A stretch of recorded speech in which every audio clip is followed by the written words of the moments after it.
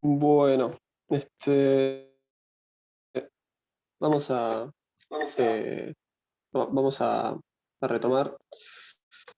Eh, se me grabaron, pero sin audio, así que voy a retomar desde acá. ¿Ok? Vamos a hacer ahora unas visualizaciones. La realidad es que R cuenta desde la base ya con una serie de herramientas para hacer visualizaciones y están más que bien, tienen un re potencial y uno lo puede aprovechar muchísimo.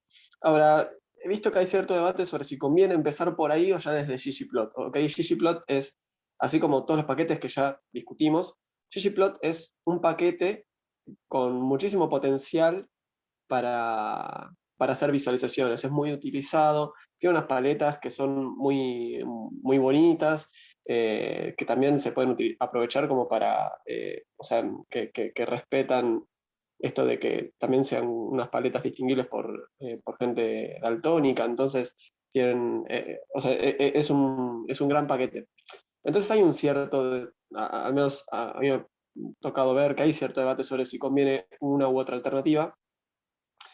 Eh, Acá vamos a volcarnos de una ggplot, ¿ok? Voy a empezar haciendo un histograma, un gráfico de columnas. En la base de datos que tenemos teníamos datos de gasto, ¿no? Entonces, ¿cómo sería esto con el paquete base de R? Eh, como estoy empezando de vuelta la sesión, bueno, que como les digo, ya había dejado de grabar todo, entonces ahora empecé de vuelta. Tuve que volver a cargar todo lo que ya habíamos cargado. ¿Ok? Recuerden, cada vez que abro sesión, tengo library, tengo que cargarlas, tengo que cargarlas. Entonces, bueno, me vengo acá, ya, o sea, lo que acabo de hacer fue iluminé todo hasta arriba y ahí apreté Control Enter y desde acá para abajo voy a empezar a correr. Entonces, empecemos con el gráfico más básico desde lo que es R. Bueno, o sea, es un gráfico, es fácil, ¿no? O sea, esto, fíjense, list de histograma, y lo que vamos a hacer es agarrar un vector de datos, ¿no? Lo que estoy haciendo es, recordemos, yo tenía que decir nombre del data frame, ¿no? De esa tablita, ¿no? Base, que es el que contiene que es el que contiene estas series de datos. Si poníamos signo de pesos, podemos acceder a las columnas y acá estoy usando el nombre de la columna. Fíjense, voy a correr esto nomás para que podamos ver qué es lo que está entendiendo R cuando le doy eso. Eh, Acá vemos es el vector de datos de los gastos en comidas, ¿no? De cada individuo. Y acá a la derecha tenemos el histograma. Vemos que es un histograma que o sea, está bastante bien, ¿no? Digamos, en el eje X me presenta el gasto en comida. En el eje de la Y me muestra la frecuencia absoluta, ¿no? Tengo estos rangos, cuántas observaciones tengo en cada uno de esos rangos. Vemos, no sé, que es un poco asimétrica, pero tampoco tanto, ¿no? Que está más concentrada en el centro. Eh,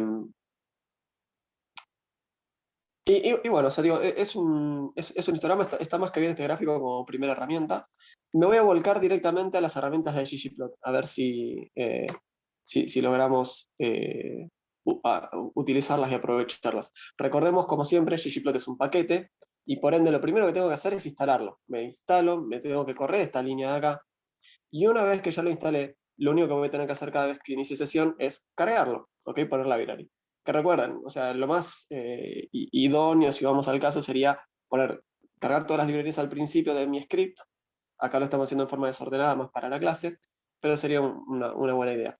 Entonces, empecemos eh, con ggplot, ¿no? Entonces, ¿qué funciones, cómo funcionaría ggplot? Bien, para empezar lo que le vamos a tener que dar es un data frame, ¿ok? Que es una diferencia importante porque acá yo simplemente le di un vector de datos, acá le estoy diciendo cuál es el data frame, y A es que viene de las primeras letras de estética, pero obviamente no en español, pero de aesthetics viene, y lo que le vamos a decir es cuál es la variable que queremos graficar en nuestro histograma. Así como en tidyverse nosotros decíamos algo y, no sé, por ejemplo, hacíamos un filtro. Bien, teníamos que poner otro pipe y decíamos, bueno, le agregábamos columnas, poníamos otro pipe, hacíamos otra cosa, poníamos otro pipe, hacíamos otra cosa y así. En ggplot pasa algo parecido. Yo voy a escribir algo y después, si le quiero agregar algo, tengo que poner un más en vez de un pipe. ¿Ok? Entonces, por ejemplo, empiezo señalando cuál es mi gráfico, qué tipo de gráfico es, le voy a agregar etiquetas a los ejes, le voy a agregar un título, le voy a agregar alguna opción adicional. Entonces, este es el gráfico que viene así por default, ¿no? Fíjense, a mí es un gráfico que no me encanta así de una. ¿Por qué? Porque el histograma tiene que ser claro, ¿no? Más o menos en cómo se están acumulando los datos. Acá en cierto punto lo es, pero fíjense que tenemos como estos picos grandes, después espacios vacíos, eh, y se vincula un poco con esta noción, ¿no? Bueno, el gasto en comida es una variable como continua, pero no estamos, según qué ancho elijamos para cada columna, la visualización va a cambiar fuertemente.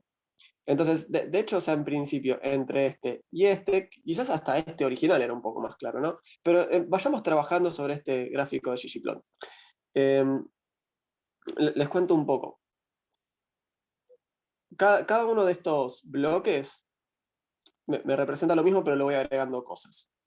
¿Por qué lo hago así? Porque quiero que vayamos viendo qué es lo que pasa cada vez que le cambiamos algo. Yo tranquilamente podría haber escrito lo mismo, o mismo podría haberle ido agregando, o sea, haberme guardado esto en un objeto y a ese objeto irle agregando cosas. Pero me parece que esta es la mejor manera, aunque sea para un primer contacto, ¿ok? Entonces, este era mi gráfico, ¿sí? Este era mi gráfico. Una crítica, ¿qué vendría a ser? Y en el eje X dice gasto-comida, en el eje Y dice count, y la verdad es que para empezar hablamos español y gasto-comida no es de lo más lindo. Entonces pongámosle las etiquetas al eje de otra manera. Algo que es importante, bueno, ahora voy con eso, perdón. Gasto en comida, ¿no? Frecuencia de absoluta para que no me ocupe demasiado espacio. Fíjense que ahora más o menos está empezando a tomar un poco más de forma. Esto de, ¿por qué tengo estos picos? Bueno, porque quizás los rangos no son tan anchos. Entonces, por ejemplo, si comparamos acá, cada columna era bastante ancha, ¿no? No tenemos muchas columnas. En el que viene por default, en ggplot, tiene como unas columnas más, esto igual depende de los datos, naturalmente, pero tiene como unas columnas menos anchas. Entonces, manualmente podemos establecer un ancho de banda. Sí, sí, recuerdan también cuando hicimos la clase de kernels, decíamos, bueno, yo tengo un ancho de banda que venía por default, pero yo lo puedo manipular. Bueno, acá lo mismo. Por default va a elegir un ancho para las columnas, o sea, cuánto va a ser cada intervalo para acumular las observaciones, pero también lo podemos cambiar, ¿no? Y eso lo voy a cambiar desde acá adentro, ¿sí? Diciendo bins igual a 10, ¿no? O sea, perdón, cuántas columnas voy a querer tener en total. Y cuando pongo menos columnas, vemos que ahí ya dejo de tener una estructura tan irregular, ¿no? Y empieza a acumular de otra manera. Acá podrían haber elegido el número que quisieran, podrían haber elegido un 1, lo que no tiene demasiado sentido para una sola columna. Podrían haber elegido, bueno, 100 no tendría demasiado sentido, pero eh, podrían haber elegido algo así también, ¿no? Podrían haber elegido tantas como a ustedes se les ocurra.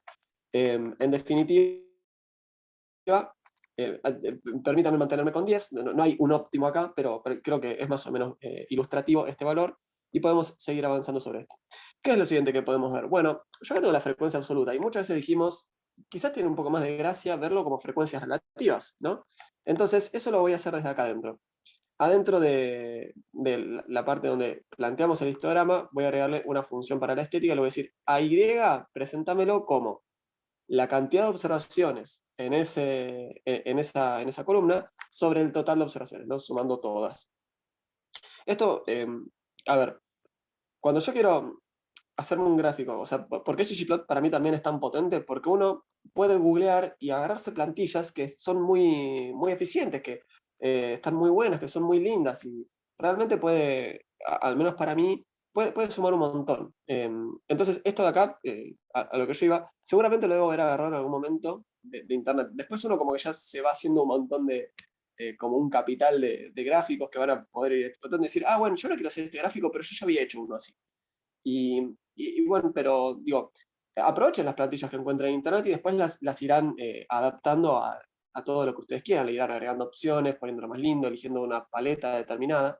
eh, y con eso lo irán personalizando, pero es algo totalmente aprovechable, ¿sí? Es un recurso que es muy bueno que lo vayan explotando.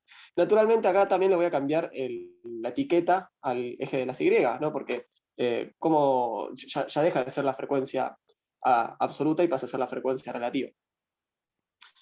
Bien, siguiente. Entonces, ahora que ya tengo esto escrito de esta manera, hay algo que es también muy interesante de este paquete, que es que nos permite cambiar la estética en general con esto, ¿no? Con tema, ¿no? Acá yo le puse theme minimal, o sea, el que está acá era el que venía por default. Por ejemplo, si le damos el minimal, ¿no?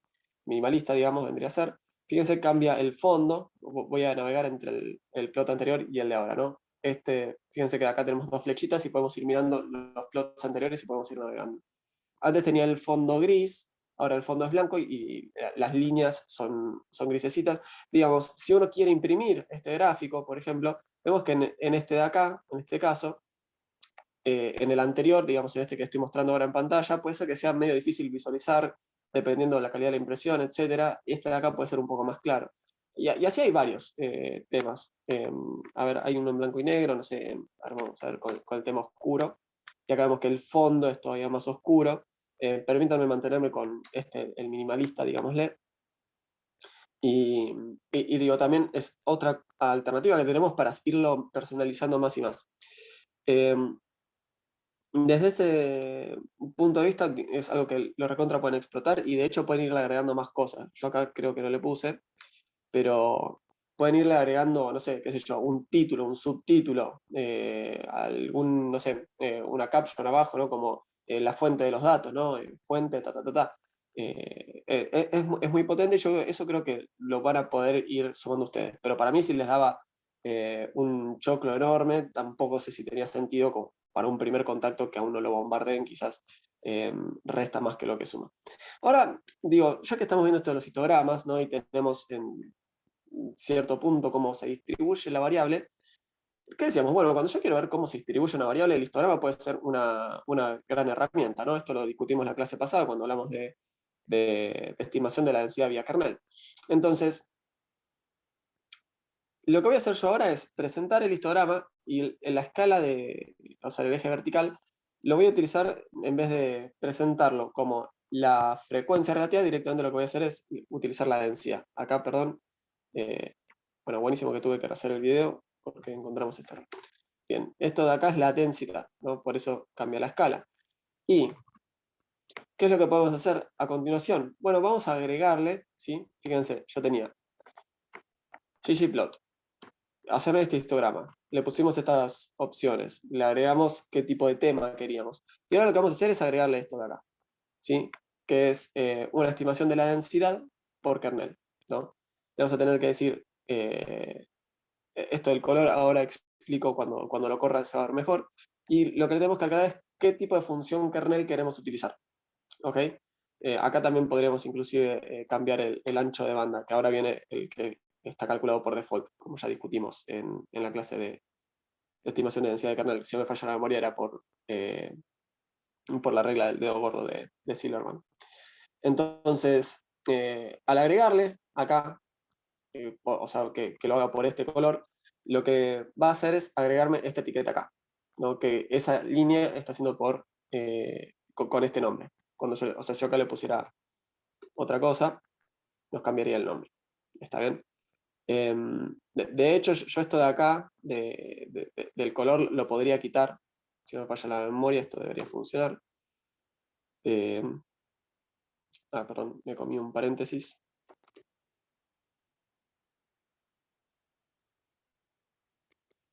Ahí me ha tirado un error.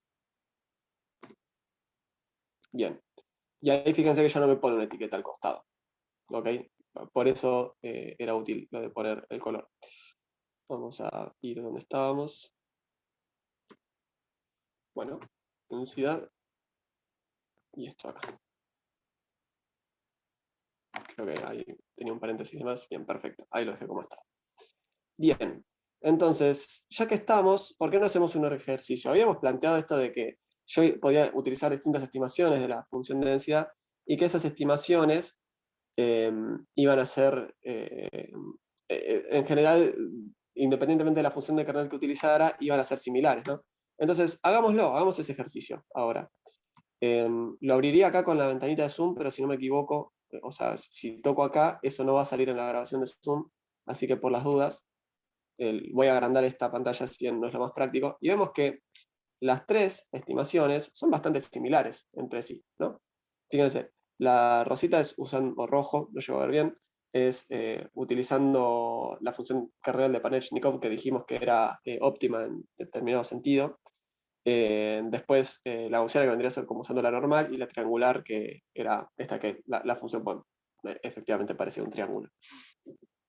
Vemos que no son tan distintas, ¿no? O sea, corroboramos un poco una intuición que habíamos presentado hace una clase, que para mí es más que interesante que lo podamos ver. Bien, acá no recuerdo bien dónde estábamos acá, hasta acá vimos. Bien, entonces acá como que repasamos un poco algunas nociones previas. Ahora vamos a hacer un gráfico, pero de dispersión, ¿ok? Y hay varios tipos de gráficos. Claramente podríamos hacer, ¿no? Qué sé yo, un gráfico de tortas, de estos rectangulares, de líneas, pero de vuelta. Vamos a ir, o sea, creo que es un tema más que rico. Si quieren hacer cursos, estoy seguro de que debe haber cursos gratis en Coursera de visualizaciones en R, que son más que aprovechables, pero bueno, acá de momento no se excede. Entonces, me olvido de todo lo que vi hasta ahora empiezo con un nuevo gráfico, ¿no? ¿Qué voy a hacer? Escribiendo de vuelta lo mismo. ggplot, cuál es la base de datos, ¿no? Cuál es el data frame que estamos utilizando, que recordemos que esto ya no es un vector así nomás. Y fíjense que hace un rato nosotros le habíamos dado una única variable, claro, porque yo quería hacer un histograma, lo único que necesito es las frecuencias de esta variable. Listo. Ahora voy a hacer un gráfico de dispersión, eso es un gráfico que tiene a una variable x y a una variable y. Tengo dos variables, y por eso ahora le voy a decir que para el eje horizontal utilice el gasto en comida y para el eje vertical el gasto total, ¿sí? Esto se va a vincular un poco después con un mini análisis de regresión que vamos a hacer. Y como quiero que sea un gráfico de dispersión, es un gráfico de puntos, básicamente, ¿no? Y en vez de decirle, o sea, arriba que estábamos utilizando Geom Histogram, y ahora estamos usando Point, ¿sí? Porque es de puntos. Voy a correr esta línea, esto de acá, ¿sí? Acabo de correr todo esto, y este es el gráfico resultante. Vemos que hay una asociación positiva, lo cual era esperable. Vemos que en general la gente que más gasta en comida también es la que más gasta en general, o sea, tiene sentido, y la gente que menos gasta en general también es la que menos gasta en comida. Con lo cual podemos pensar que esta variable acá podría servirnos como predictora de esta otra variable. ¿Sí? Entonces, habiendo hecho esto, ¿qué pasa si abrimos esto por la provincia? ¿Sí? ¿Recuerdan? Habíamos generado una variable provincia como para practicar un poco con tidyverse. Bueno, aprovechemos eso de vuelta. Voy a correr este gráfico de acá, ¿sí? Esta parte de acá. Yo esto es algo que no sé si lo conté, pero si yo abro un paréntesis, por ejemplo, y acá voy escribiendo cosas, y corro esto, me va a correr todo el paréntesis de uno. ¿Ok? Entonces, por eso, si yo me paro en cualquier parte de acá y lo corro, bueno, me va a correr el gráfico entero. Pero si no, si quieren, lo podemos ir iluminando de todas formas para que sea más visible. En fin, ¿qué vemos? Que la gente de la provincia 2, ¿no? Es la celestita, y la gente de la provincia azul, oscuro, es la gente de la provincia 1, perdón, creo que lo dije mal, voy de vuelta. La gente de la provincia 2 es la gente que tiene el punto celeste, y la gente de la provincia 1 es la del punto más oscuro. Y lo que vemos es que hay una diferencia bastante alta, ¿no? En general, la gente de la provincia 2 es la que más consume, o sea, que más consume en total, y también en general consume más en comida. Y vemos que la gente de la provincia 1 es la que menos consume, ¿no? O sea, en general esto estaría más mezclado. Tiene esta forma por cómo generamos la partición de los datos así bien manual para poder resolver el ejercicio. Entonces, si tuviéramos varias provincias, no sé, yo 3, 4, 5, podría ser una herramienta bastante interesante. De hecho, piénsenlo como, claro, le estamos agregando una dimensión más al gráfico, porque en general yo qué tendría, bueno, para esta provincia el gráfico, para esta provincia el gráfico, para esta provincia el gráfico. Pero ¿para qué hacer tantos gráficos? Juntémoslos todos en uno, ¿no? Y agreguemos algo acá que me indique de qué estamos hablando. Ahora, esto de acá no es una barra de gradé, es como si hubiera tomado la variable provincia como una continua, ¿no? Entonces, según el colorcito, estás en un valor más alto. Pero, claro, o sea, la variable provincia en realidad es provincia 1, provincia 2. No existe la provincia 1,5. Entonces, eso lo podemos resolver de esta manera, aclarándole a R que la variable provincia en realidad es un factor, ¿no? En realidad lo que estoy intentando decir es cada número representa un grupo distinto. Entonces, si lo corremos de esta manera, ahí las etiquetas van a mejorar. Y vemos que los colores, al menos para mí, los colores que por default trae ggplot son muy lindos. Se pueden cambiar las paletas, claro que sí. Para definir colores, la verdad es que es algo más que complejo. Y mi sugerencia vendría a ser, utilicen paletas. De hecho, hay una gran cantidad de paletas con un montón de alternativas que contemplan que sean distinguibles por gente daltónica, que es algo que es re importante si ustedes quieren exponer un trabajo. Eh, es más que aprovechable. Pero en serio, un consejo vendría a ser más que elegir los colores, elegir una paleta. Porque elegir los colores puede ser muy tedioso, porque uno dice, bueno, yo verde, amarillo, rojo, azul, pero ¿qué verde, qué rojo, qué amarillo? ¿No? Entonces se tienen que distinguir bien entre ellos, o sea, tienen que ser lindos a la vista. Es realmente algo más que complejo mi sugerencia vendría a ser que utilicen directamente paletas ya predeterminadas, digamos. De esto había un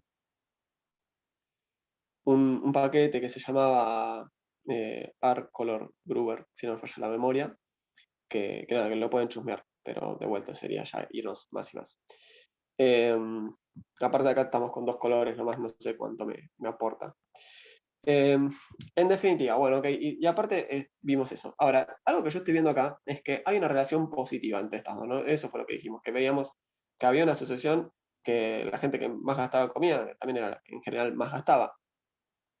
Entonces, lo que les voy a proponer ahora es agreguemos, esto es algo que medio que ya hicimos en el curso, agreguémosle una recta de regresión. Si me voy a ir para arriba, donde no había hecho esta diferenciación por color para poder mostrarlo.